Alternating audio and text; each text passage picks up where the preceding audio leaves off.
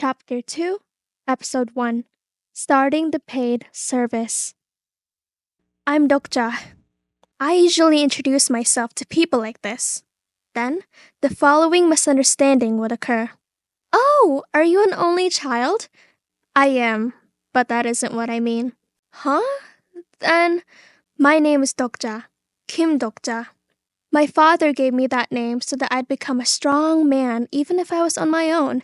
However, thanks to this name that my father gave me, I was simply living as a single man, unremarkable in my loneliness.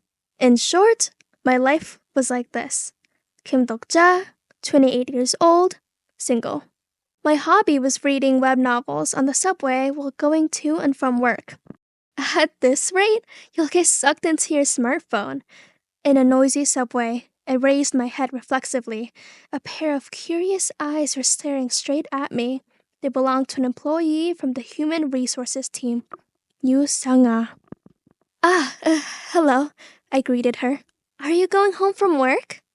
Yes, what about you, Sung-ah-shi? I was lucky. The manager went on a business trip today. Yu Sung-ah sat down soon as the seat next to me became vacant.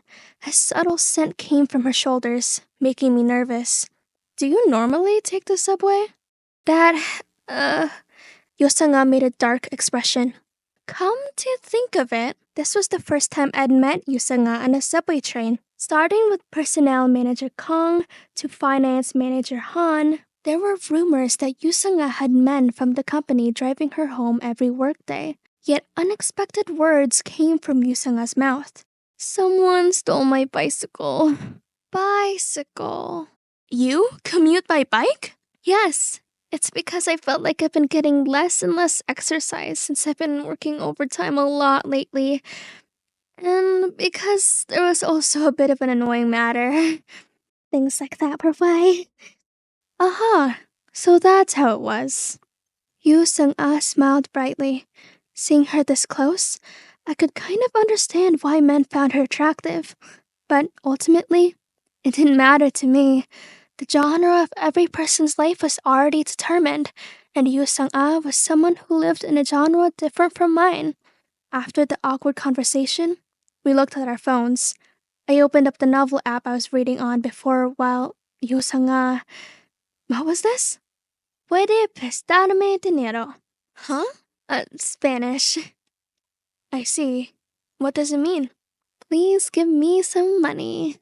Yu Sung-ah replied proudly, studying on the subway while going home. She truly had a genre different from me.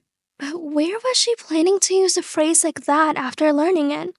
You're working hard. By the way, what is Dokta-shi looking at? In the moment it took me to think. Oh shoot! Yu Sung-ah's gaze landed on the LCD screen of my smartphone.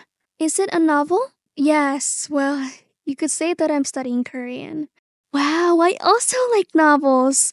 I haven't been able to read lately because I don't have time. It was surprising. Yu Sung-ah liked reading novels?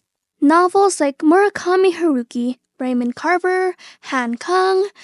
Of course. Yu Sung-ah asked, Dokja-shi, what writers do you like? You won't know even if I say their names. I've read a lot of novels. Who are the authors? At this time, it was really hard to say that I read web novels as a hobby. I glanced at the title of the novel in the app, The World After the Fall. Author? Xing Sheng Shang. I couldn't say that I was reading The World After the Fall by Xing Sheng Shang. It's just a fantasy novel. What was it again? Right, Lord of the Rings. It's kind of like that. Yu Sung-ah's eyes widened. Aha, The Lord of the Rings. I've also seen the movies. Yes, the movies are good. Silence followed. Yu Sung-ah was still looking in my direction and seemed to be waiting for me to say something. It was getting awkward. So I decided to change the topic. It's already been 1 year since we joined the company, hasn't it? It was around this time last year, I think.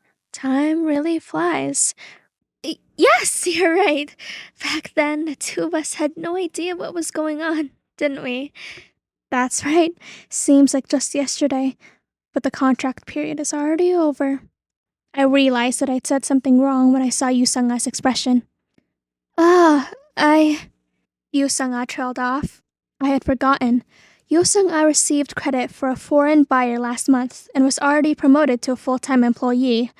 Ah, that's right. That happened. My congratulations are late. Sorry about that. Maybe I should have worked hard to study foreign language too. No, not at all, Dr. Shi. There's still the performance review and... I didn't want to admit it, but the sight of Yusanga speaking, it was pretty cool. Her face seemed to glow with a brilliant light as though the world's spotlight was shining down on only one person. If this world were a novel, the protagonist would likely be someone like her. In fact, it was an inevitable outcome. While I hadn't worked hard, Yusanga had. While I read web novels on the internet, Yusanga studied diligently. So, it was inevitable that Yusanga would become a full-time employee and that my contract would be terminated. Dr. Shi? Yes? If you don't mind, should I let you know the app I'm using? All of a sudden, Yusanga's voice sounded distant. It felt as though I was getting infinitely farther away from the world. Terrain in my mind which felt as though it would drift away. I forced my eyes open and focused my gaze straight ahead. A boy was sitting on the opposite side of mine on the train. He looked a little over 10 years old. The boy, who held an insect collecting net in one hand, was smiling brightly as he sat next to his mother. Dr. Shi, what would it be like if I had a life different from the one I had now? In other words, what if the genre of my life had been different? If the genre of my life weren't realism but fantasy, would I have been able to become the protagonist? Who knows? That was probably something I would never find out. However, if there was one I did know, it was this. It's fine, Yusangashi. Pardon? Even if you tell me the app, it won't be any use. The genre of my life was plainly realism. It's because a dokcha has a dokcha's life, you see. What do... It's just that some people are like that in life. And in this genre, I wasn't a protagonist, but a reader. A dokcha's life. Yusanga was wearing a grave expression, so I waved my hand a bit to show that I was really alright. I didn't really know why, but this person seemed sincerely worried about me. Well, she was from HR, so she was probably aware of my work performance already. Dr. Shi says truly great things. What? Then I suppose I have my own life as well, a Sanga's life. Yusanga seemed to have decided something as she turned back to studying Spanish. I gazed at her for a while before returning to the novel. Everything had returned to normal, but strangely, my scrolling of the novel didn't go well. Maybe it was because I realized the weight of reality that I couldn't scroll down. At that time, a notification appeared at the top of my smartphone. You have one new mail.